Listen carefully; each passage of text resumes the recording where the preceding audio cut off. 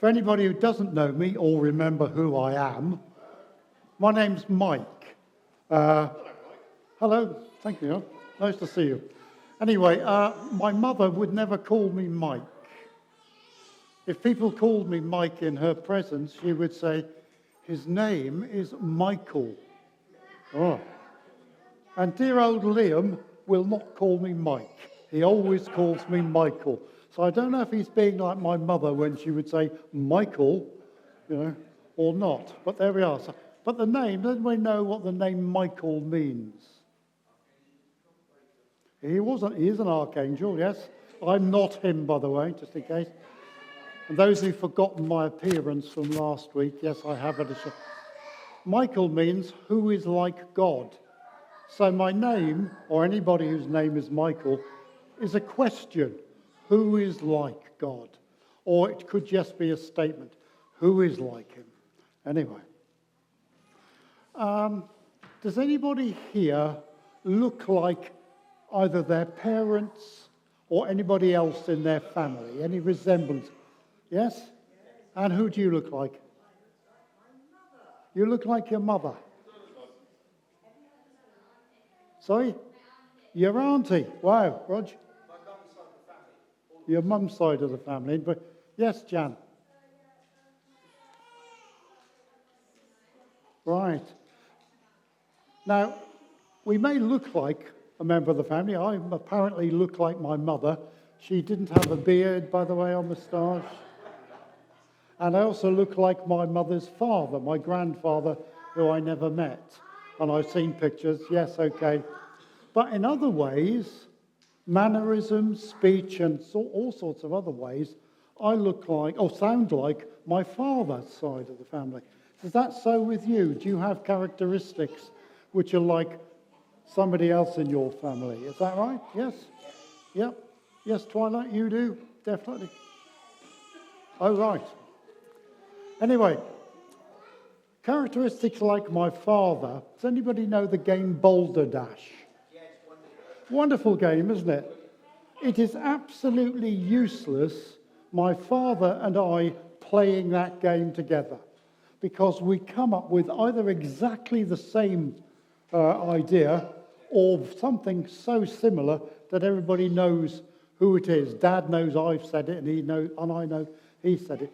Absolutely useless. We think alike. We have the same kind of sense of humour. Right, back to the notes a moment. Now, you may know the story of Adam and Eve, but how well do you know it? Do you remember that Adam had a son when he was 130 years old? I can't imagine having kids at 130. Oh dear. Do you remember what his name was called? Sorry, my hearing aids are in as well. Sorry? No, at 130, he had a son called Seth. Another son. And it says in Scripture that Seth was born in the image of his father Adam. So he was born to look like Adam, okay? Can we have the first slide up, please, Sam? And I want to say thank you to Sam. He's had to work extremely hard today to get the technology to do what we want it to do, not what it wants to do. Well done, Sam.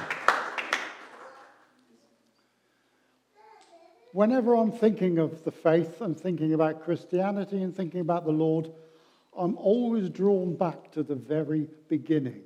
And we know that God created the heavens and the earth, and he said, yep, bang on. That was absolutely brilliant. I've done it right. Okay? Oh, it says, no, he said it was good. Yeah, it's a bit of an understatement, I think. I'm sure God looked at creation, everything he'd made, and said, it's banging, man, absolutely as I wanted it to be. And then, we then come to the first account of man being created. Because you may notice in Genesis there are two accounts. And we're going to look at the first one. And it says in Genesis 1, starting at, I think it's 26, not 27, God said, let us make man in our image, after our likeness, and let them have dominion over the fish of the sea, over the birds of the air, heavens, the livestock, and over all the earth, everything creeping on it, everything that creeps on the earth. God created man in his own image. In the image of God, he created him. Male and female. Notice there's no distinction there, okay? They're both equally created there. So, it says we're created, or man was created in his likeness. What on earth does that mean? What does it mean to be made in the likeness of God? And that's what we're going to consider today. How we are made in the likeness of God, and all humans, not just us who come to church, but all humans are still bearing something of the image of God in them, as we'll see. And I've come to Liam's favourite psalm, it appears, Psalm 8. Could we have the next one, Sam? Thank you. And the psalmist here is reflecting on this glorious truth of God and his creation.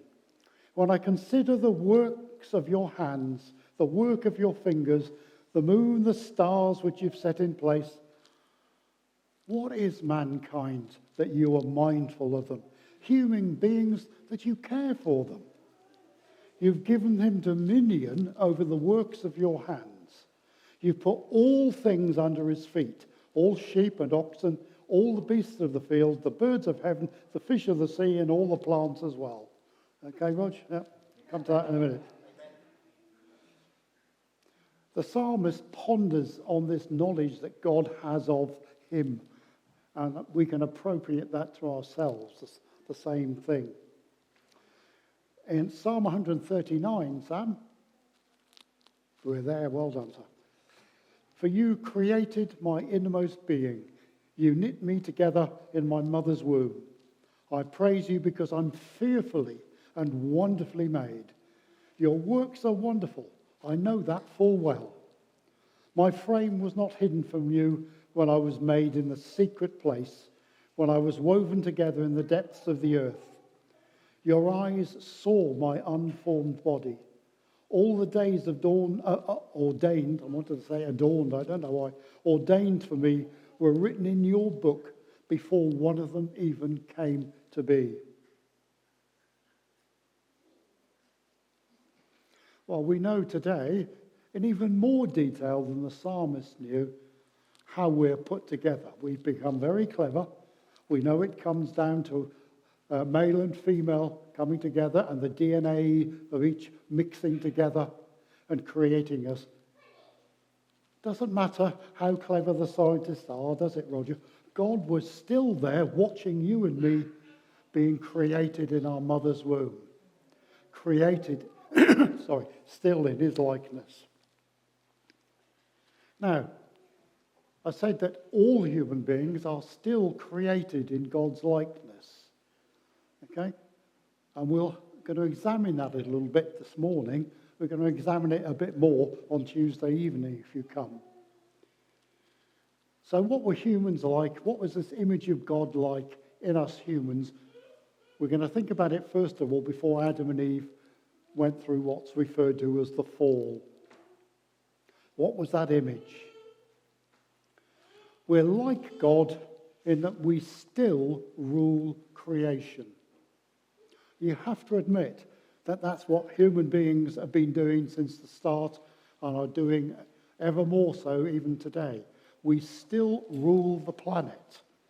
God gave us that to do, and whether we know him and obey him, we're still ruling the planet.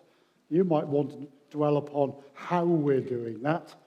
You know, are we doing it well, or are we doing it otherwise? And we'll talk about that in a bit. We're like God in our relationships. We look around and we see, despite all the evil in the world, we see people still caring and loving each other and doing things for each other. We're still like that. And we're not like the other animals. There's a definite difference between us.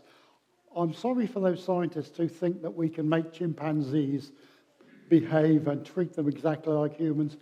No, God created us specifically and in relationship to himself and put us in charge of the animals that are there. We're like God when we show mercy. Lots of people, whether Christian or not, show each other mercy every day of their lives. We're like it in justice. Nobody likes injustice. We like to see when somebody's done something wrong that they're brought to justice and possibly punished. And the one I came across, we're like God in his perfectionism. When God says, yeah, that was great, bang on, creation's wonderful, it's because God is a perfectionist, isn't he? And that's part of the problem for us and the rest of the world. We have some ideas of perfectionism, but as far as becoming children of God, unless he shows us, we do not understand what his perfectionism is like. When we say God is holy, he's a perfectionist. He's totally other.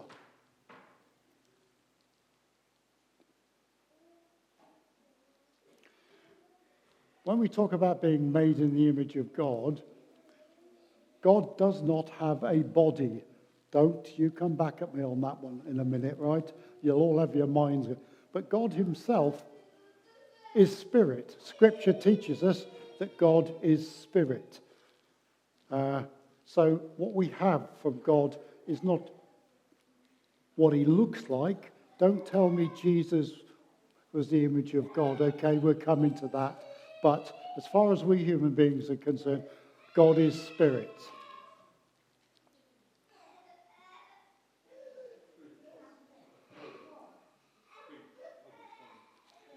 Mentally, humanity was created in righteousness. Adam and Eve, before the fall, they were perfect. They were perfect in health and perfect in righteousness before they disobeyed God.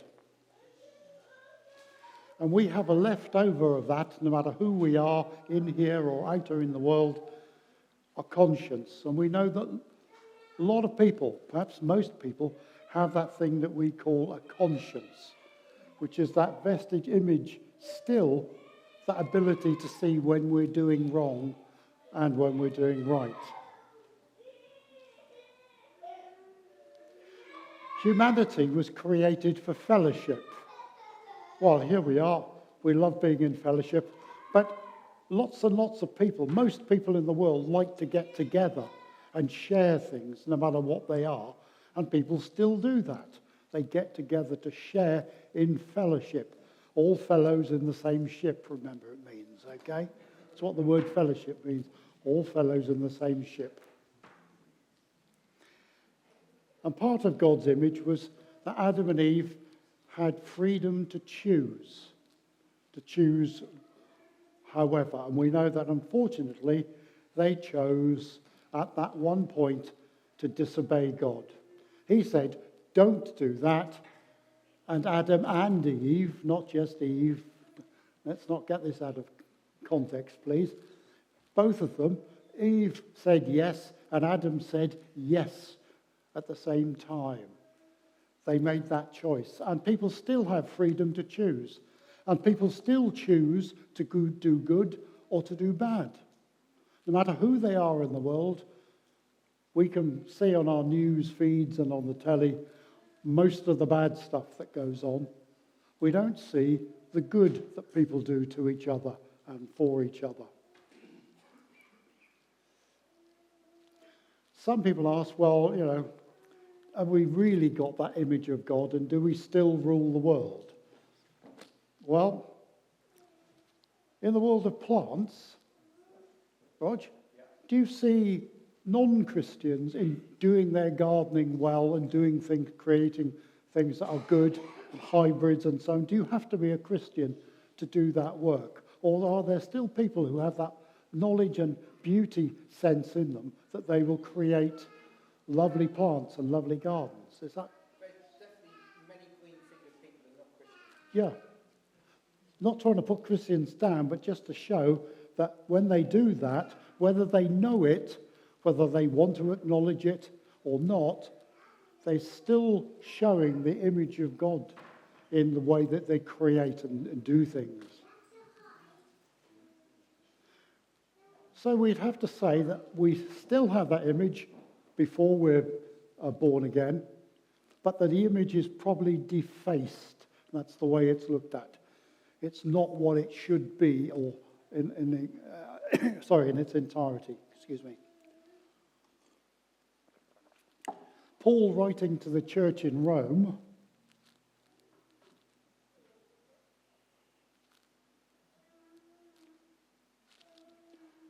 oh, sorry, I've got you going ahead there. I haven't got this one on the slide.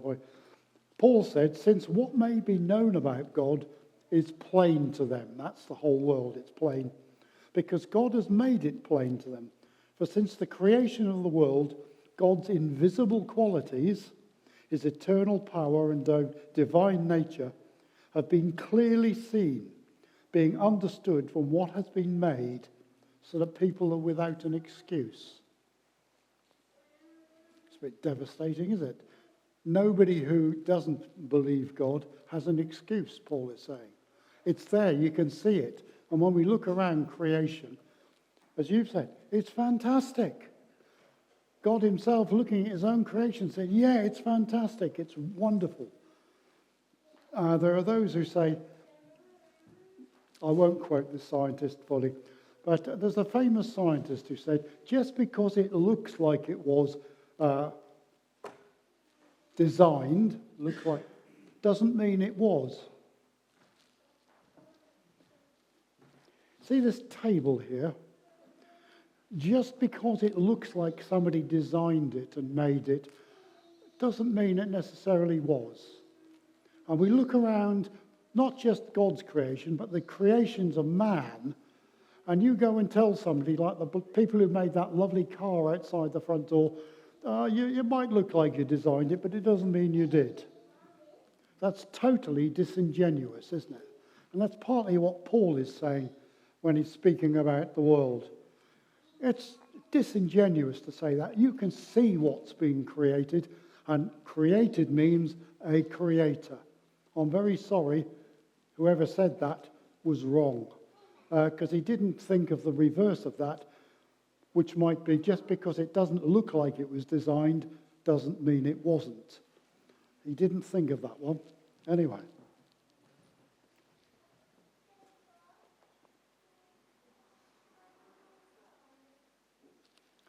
Can you find the slide 1A, please? The one that's got Oppenheimer on it.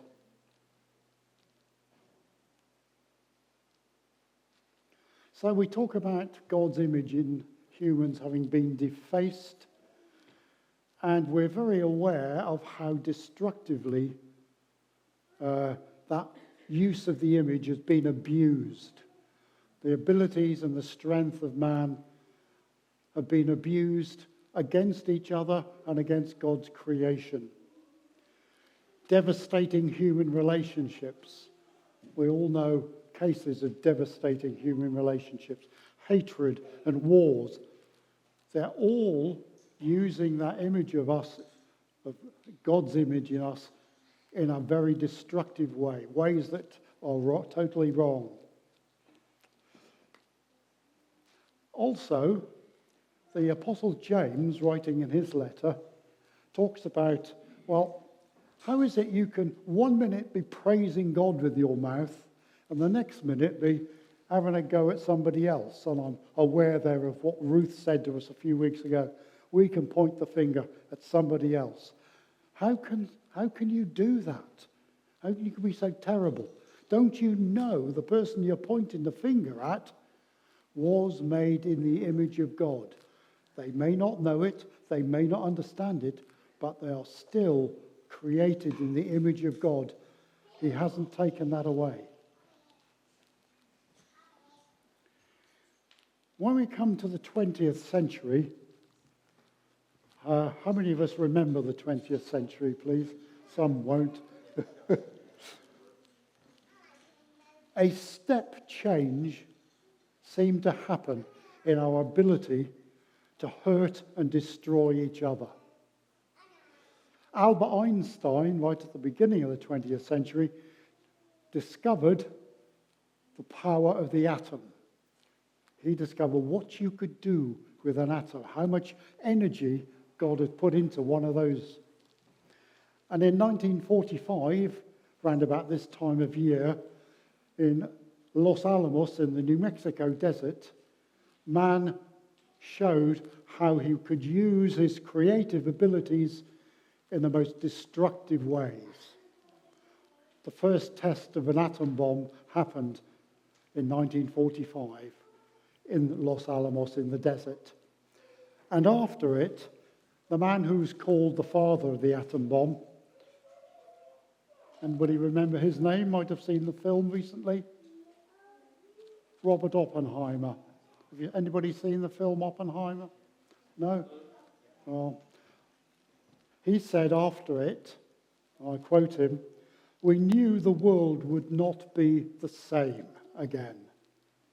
A few of the people laughed, a few people cried, most people were silent on seeing the destructive force that they had unleashed, and as we know, were just about to unleash on Japan. He said, "I remember the line from the Hindu scriptures where the god Vishnu was trying to persuade the prince that he should do his duty, and to impress him, he takes on his multi-armed form, you know, God, the Vishnu god with the multi-arms. And he said, 'Now I am become death, the destroyer of worlds.'" And Oppenheimer says, "I suppose we all thought that one way or another." How far man had gone down in taking the image of God and using those qualities and abilities that he'd given us. Then, a few years later in the 1960s, we came very, very close to destroying the world. My parents, after it happened, at the Cuban Missile Crisis in 1962, they told me how worried and scared they were because it felt as though the world was absolutely on the brink of nuclear disaster. If you don't know the story, the Russians were going to put nuclear missiles on the island of Cuba, facing America, not very far away. The Americans had already put missiles in Turkey, facing across the Black Sea at the Russians. Things were looking very black. And if John F. Kennedy and Premier Khrushchev had not had something holding them back, they would have launched their missiles, and that would have engulfed everybody eventually. And there was another man, a submarine commander, who was in his Russian submarine off the coast of America.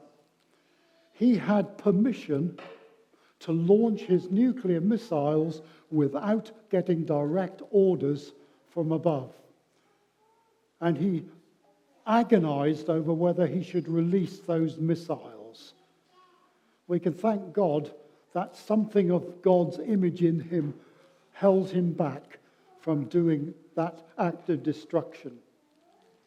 However, as we go on through the 60s and 70s and into the 80s, the world went totally mad. Now, I know that Rob knows what the acronym MAD means. What does it mean, Rob? Did you hear that? Mutually assured destruction.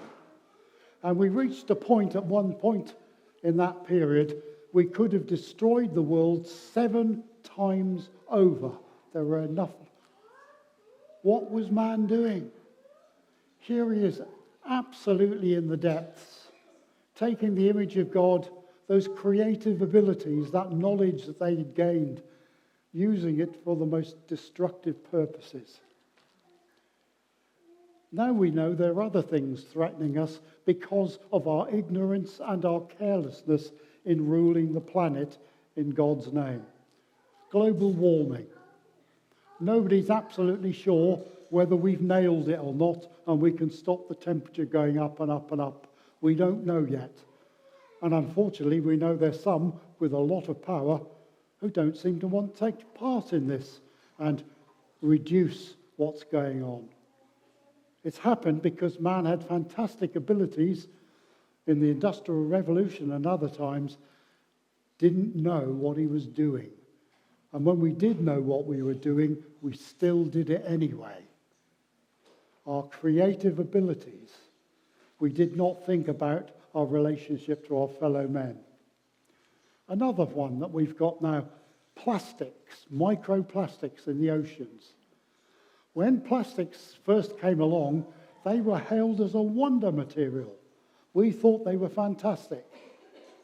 But we just threw them out by millions of tons, and we're now poisoning our oceans. So what was God's answer? How was this image that we were using so badly ever to be brought back again?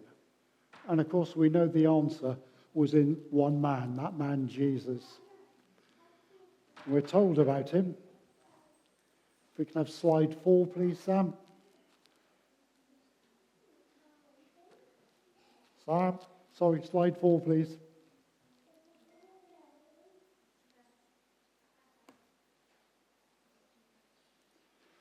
The writer to the church at Colossae says, he, Jesus, is the image of the invisible God.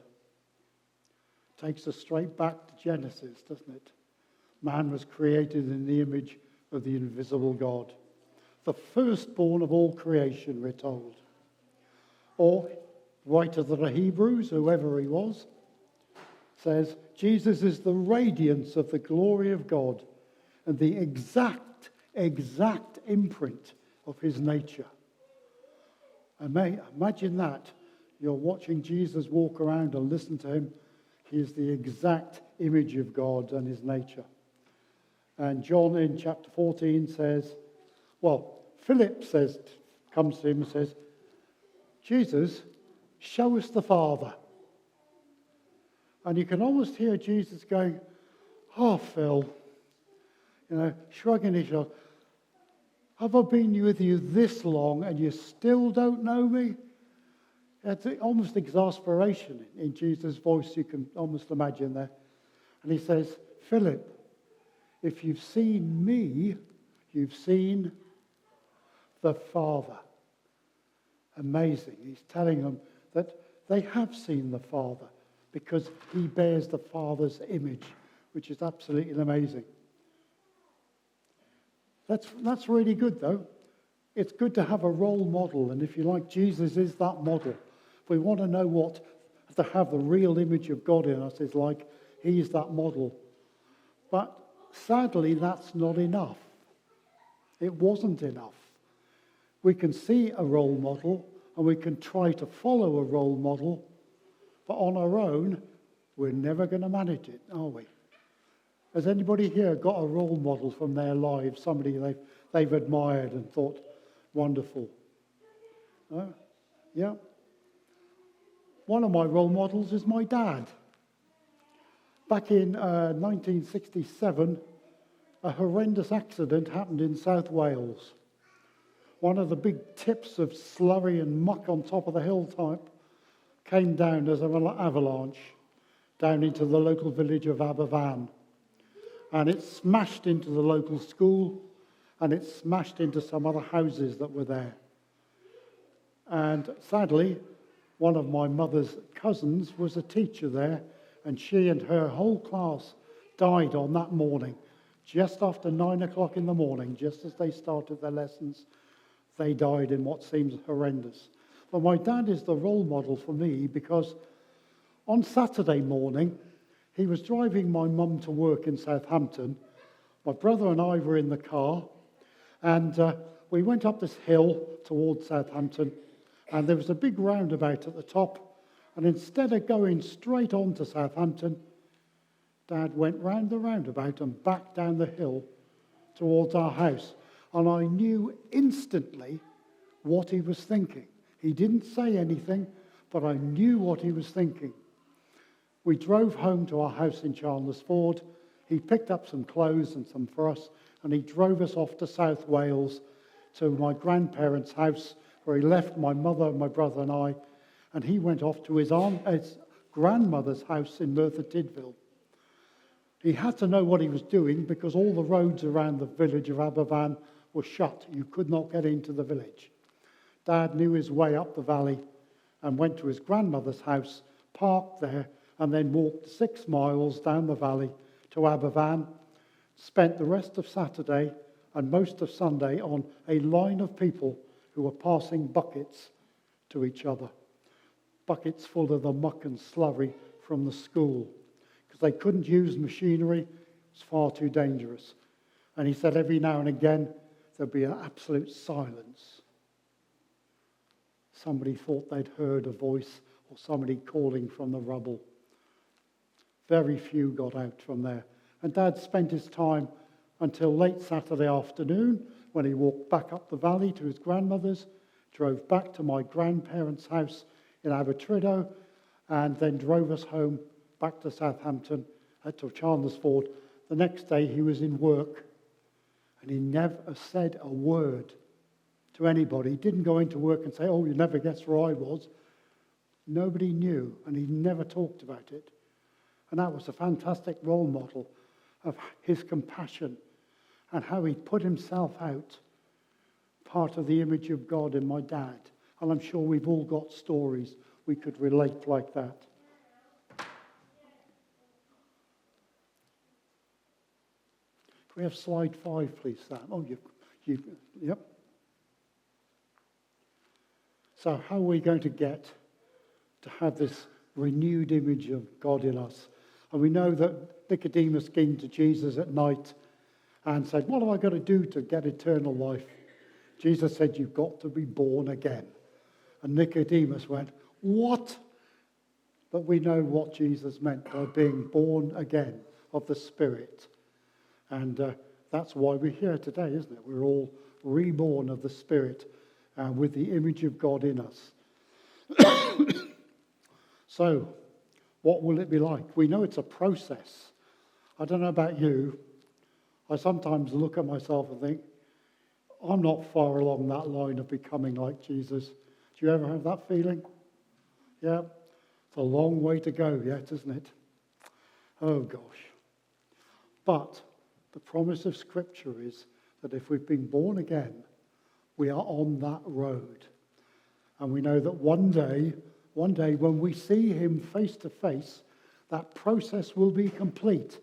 And what God set out to do in Genesis, we will see recreated in us, just as he did in Jesus. We've got slide 3. Yep, that's the one. Thanks very much, Sam.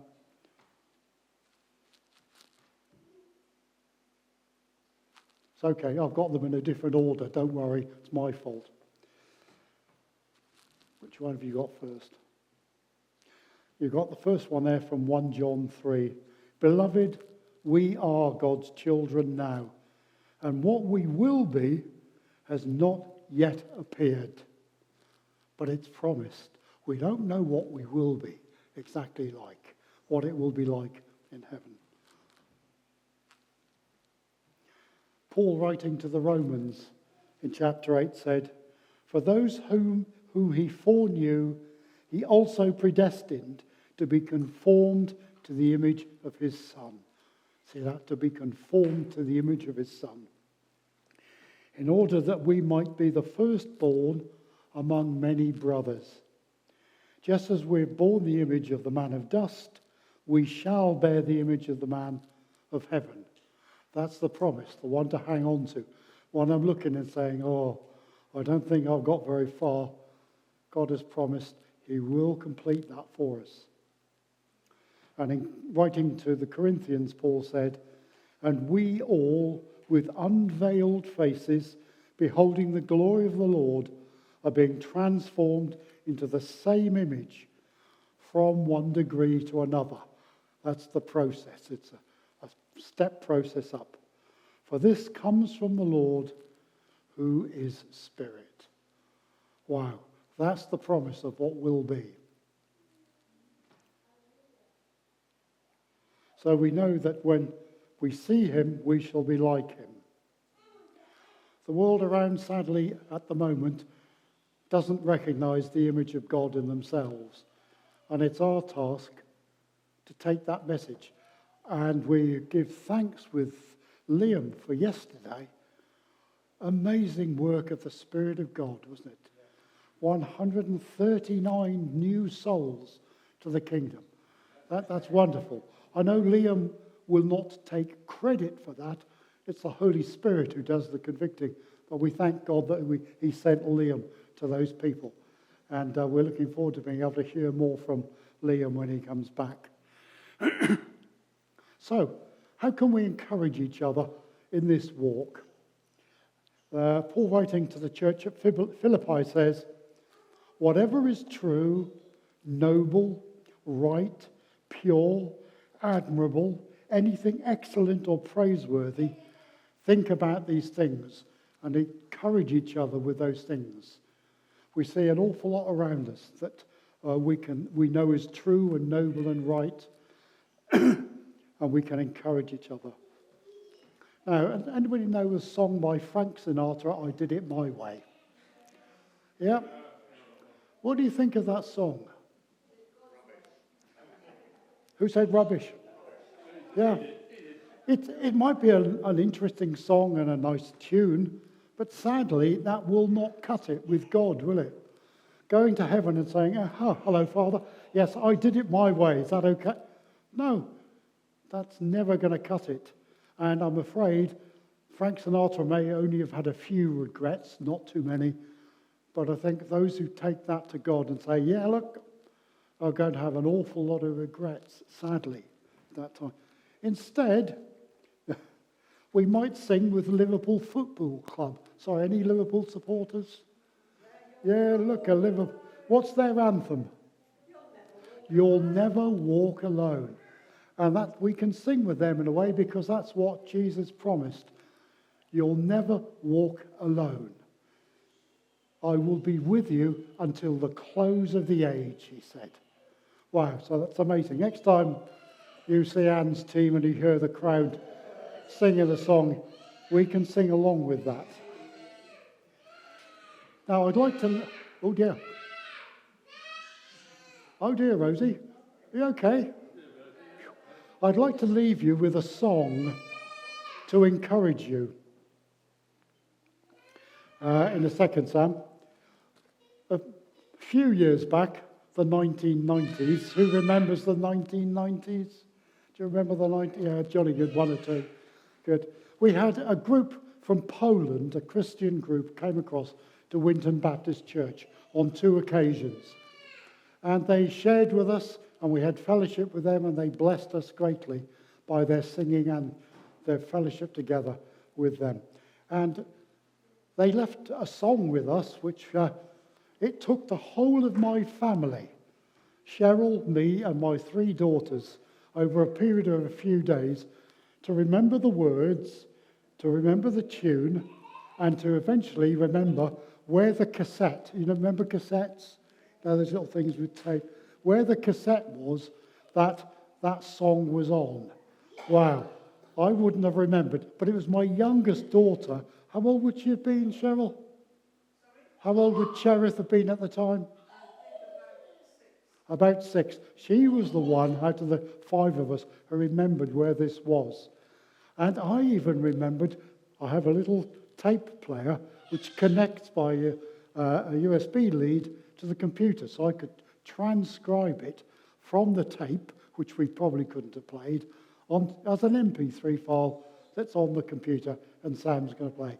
I leave it as a blessing to you, because last week, when I sat at the back there and looked at everybody, I was overcome. Literally, God overcame me. And I looked around and thought, these people, I can see Jesus in you. Even at times when you wonder about where are you on this process. I'm sure all of us probably will say the same thing. We can see Jesus in ourselves, in the people here, and other Christians that we know. So I'll leave you with this song, please, Sam.